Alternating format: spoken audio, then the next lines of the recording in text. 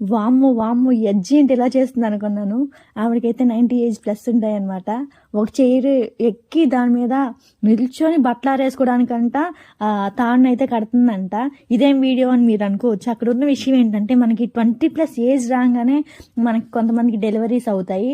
అప్పటినుంచి ఆ నొప్పి, ఈ నొప్పి అనే అంటూనే ఉంటాం మరి కదా మరి. మరి ఆ అజ్జి అలా చేస్తుందంటే గ్రేటే. నేనైతే ఆ అజ్జిని అడిగాననమాట. ఏంటజ్జి మీకు ఎంతమంది పిల్లలని అడిగాననమాట. అజ్జి అంటే మన భాషలో నానమ్మ, అమ్మమ్మ అలా అనమాట. ఏంటి అసల మీకు ఎంతమంది పిల్లలని అడిగాను.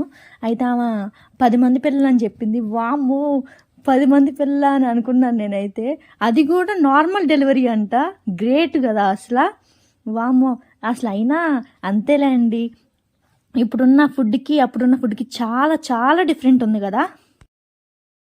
అంతేలేండి.